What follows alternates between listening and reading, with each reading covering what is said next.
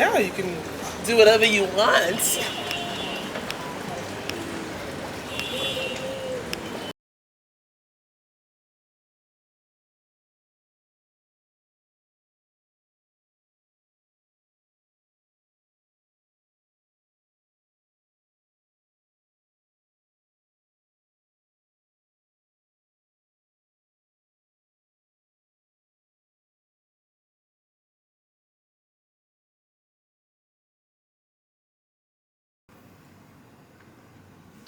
Hello! Happy New Year's, everyone. By the time this episode airs, it's probably going to be February.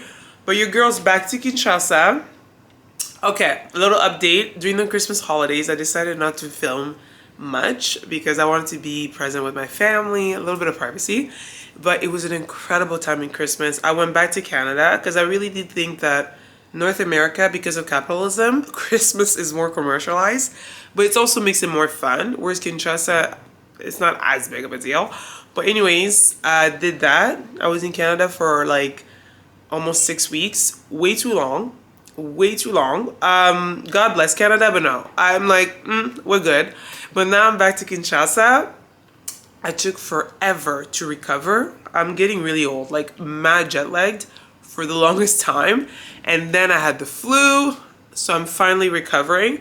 So it's good to be back on the grind. But next week, I'm flying to New Zealand with some friends just for 10 days. Love my friends, but looking back, I regret going because I don't feel like going to New Zealand. I don't know why I said yes to that. But anyways, now I have some errands to run. Today I have to go see my lawyer to get the paperwork for business registration that we did late last year, but we didn't get the paperwork because the government that's in charge of business registration, which is called Guichet Unique, dude like went MIA last December because he was doing some political campaign. But anyways, now it's back in function, so I'm gonna go get that paperwork.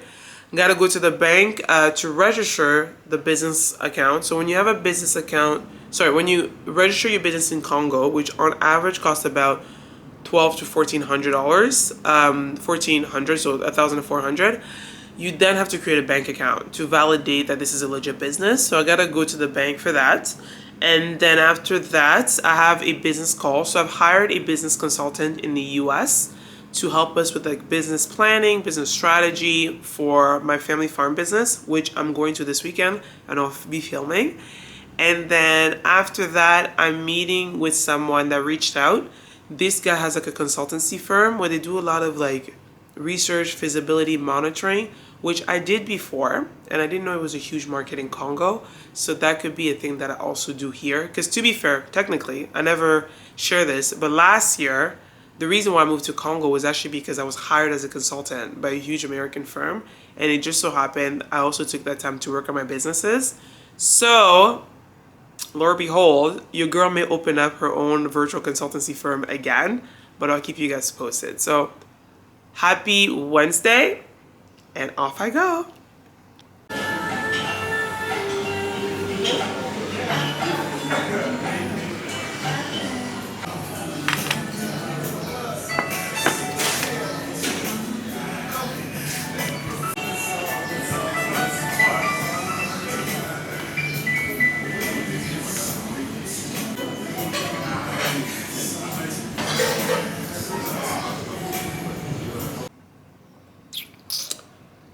Okie dokes. Just finished a business call. I should have recorded it. It was actually quite interesting. Like I said earlier, I hired a consultant to help me set up a business plan for my honey brand and the bigger agriculture family business that I'm working on. And so that was really good. Honestly, I wish I would have done it sooner. My stubborn self, if you're starting a business and you do what I do, and unfortunately I'm 32 now, it took me 10 plus years of failing to learn this. I really think hiring a business consultant is so good. So what this guy does, he's super dope. Like, he sits down, what's the vision? What is your products? What do you want to get out of it? And he maps it out. Like, what kind of employee are you going to need? What kind of fulfillment center are you going to need? What does it look like for supply chain? All these questions, like, and the way he maps it out, he simplifies it in steps. So I know what to focus on. Because honestly, my ADHD self and creative brain, I'm all over the place. I want to do this. But by the end of the call, he was like, I really think your strength is the branding and marketing. The rest, we need to map it out. And because you don't want to manage people, you need to have a chief of staff, ultimately, of operation. And this person that's chief of staff should not be motivated by the pay. They really should have a combination of passion and vision and embark on this journey. So overall, I feel really good about it. And then after I was done, I accidentally dropped one of my honey jars. So I had to clean up. But anyways, now I'm heading out to dinner with someone that my brother put me in touch with. Like I said earlier, this guy has like a consultancy firm. So ultimately what this one is, I told myself this year not to take on too much. But every time I'm like, I don't want to take on too much. All these opportunities come my way. But anyways, I used to be, well, I still am a consultant. So my consultancy background was actually in health. So to give you an idea, organizations like United States AIDS, like USAID, they will allocate funding to smaller organizations like PATH. They have other organizations that are similar. And those guys make a call out. We're looking for a consultant in health and technology to assess the healthcare landscape of Congo. I'm just throwing out random examples. And then someone like me will come in, put together a proposal, and work on the project and help them with deliverables. So that being said, another part of my background is also looking at like feasibility research. So you look at a program or project or an idea, even in the private sector, really assessing how feasible is this idea, the parameters. And there's a bit of, sometimes when it comes to, when you go into things like construction or infrastructure, I would say infrastructure, that's when you need engineers. If you go into a bit more the economics route, you need like mathematician economists. But anyways, me it's more health and technology. So yeah, so I really am thinking about getting back into that space. So I'm gonna meet up with this guy, get him to advise me on like how does it work to open up this consultancy firm? Is there demand in Congo? And how do we move forward? So I'm excited. And then come home, cuddle with my dog. So it's South African wine? La fiole du pape. Oh my goodness. Oh.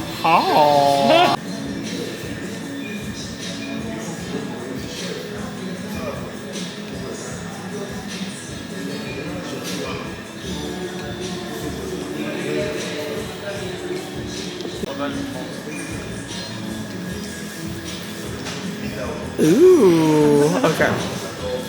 How do you do this? C'était aussi. Oh. Je mangeais pas tout le temps indien, mais à Montréal, j'aimais quand même.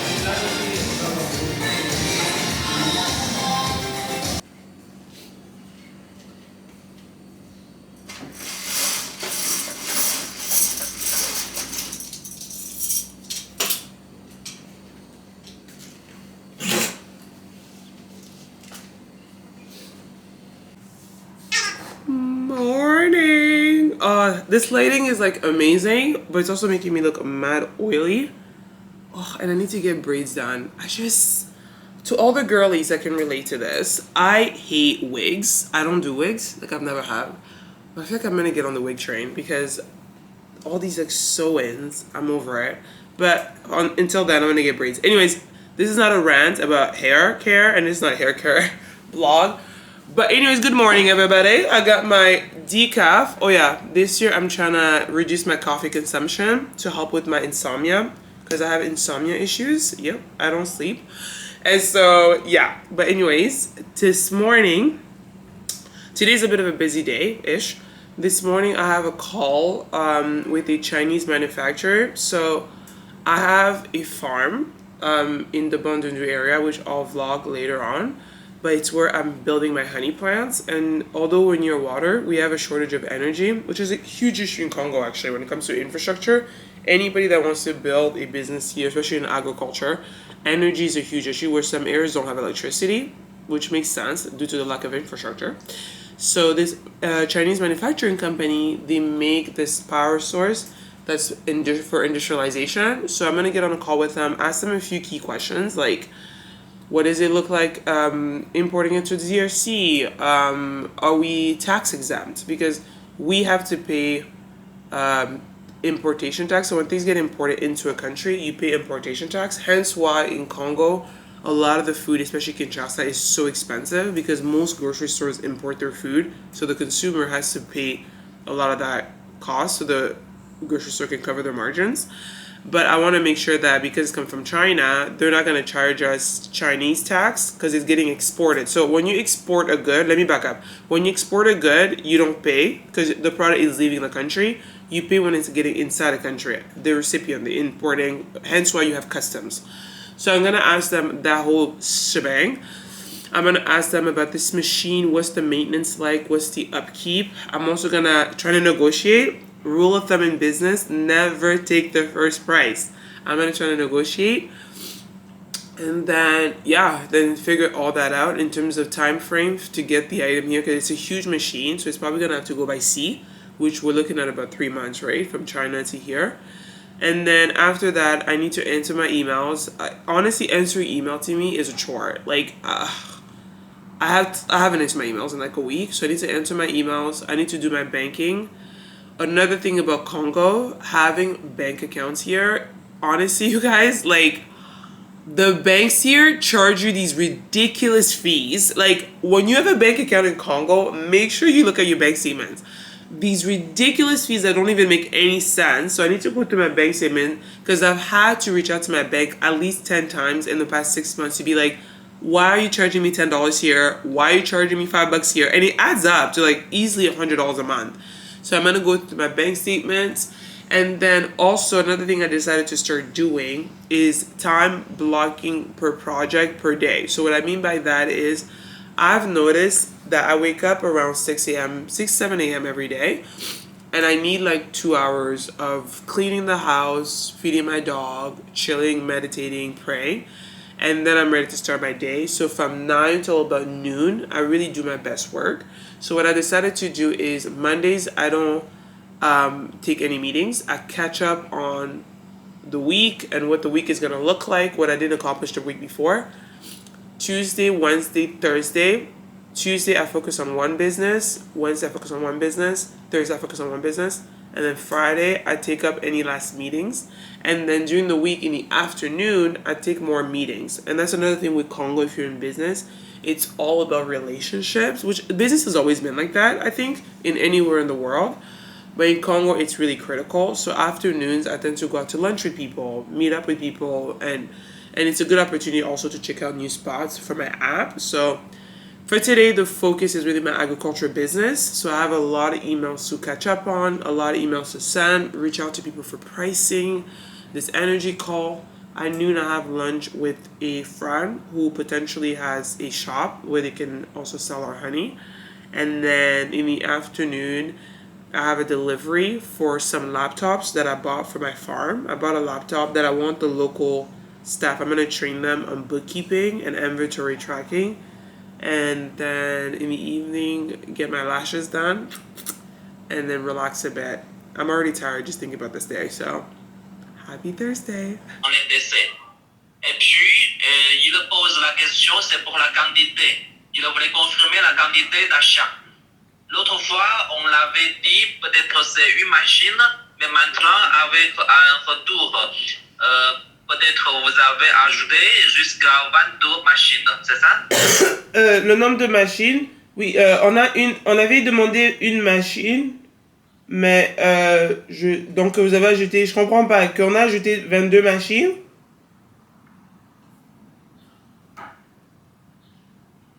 Je 还是有点听不太清楚他这边的。je comprends pas.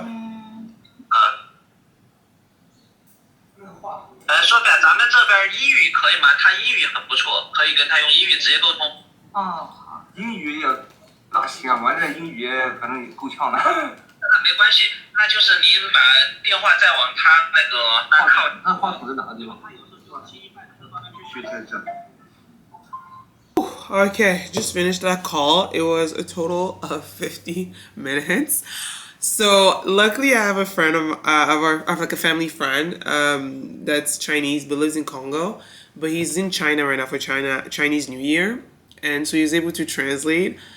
And I have to give Google a shout out. They're not sponsoring, but using the Google Meet, the chat, I was able to like copy and paste my questions and like translate it to like common Chinese versus traditional Chinese, but it was helpful. But anyways, really the point of the call, the big takeaway was to clarify like this power, energy, electrical machine, what's its capacity, how does it function, the maintenance, can we reduce price because it's hell of expensive, and that's the thing in business, never take for the first price. And the big thing, like I said earlier, is with tax exemptions, and it turns out, yeah, because it's coming from China, they can give us a certificate to be exempt from taxes upon importation, which is important because I think anything to do with import when it comes to industrialization, it should be exempt. Like, we're building this country, hello. So I'm happy about the way the call went. I took some notes. Now I'm wrapping up the notes. I'm gonna send it to my team. That way we're just all on par. And that's one thing about me is every time I have a meeting, I always document for many reasons. One of them is like you want to look back in case you forgot something and your memory fails you. And also just for transparency's sake, for productivity's sake. So I'm gonna send this over to the team. I'm so hungry, but I'm trying to do interim fasting and I'm seeing my friend at 12 o'clock. So yeah. Anyways, gotta work on this.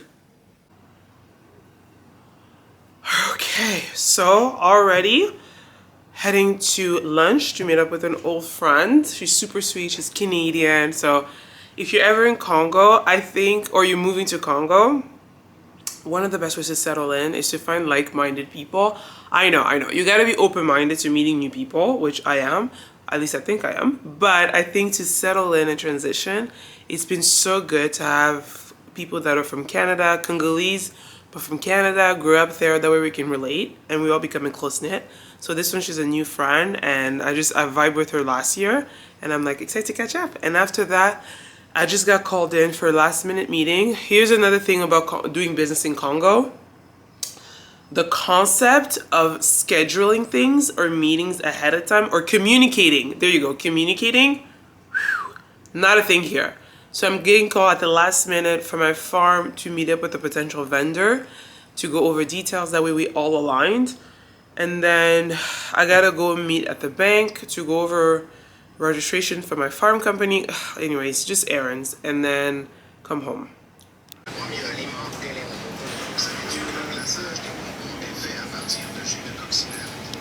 You need to stop apologizing. Yeah, and also I'm not used to running into people. So I hope you're muting this, Avi. So like I didn't even like look when I go to places. I don't look to see people. So when like I turned around and I saw you, so useful. Sorry for your thought. Yeah, I was gonna say. Us like be the person in the sun. True. I like your top. Thank you. So when Okay, you should be. Have you been? I wish. One day. It's too far. YouTube now? I don't know. Sorry. This is the owner, Elizabeth. She doesn't want to be on camera. Look how hot she is as a mama. No. Mom of two, model body, no big deal. Here, ketchup et piment, s'il vous plaît. Merci. Gros merci. Looks nice. I'm so happy. He's in. Okay. I might like go like I don't like how Zoom doing this. Yeah, you can do whatever you want.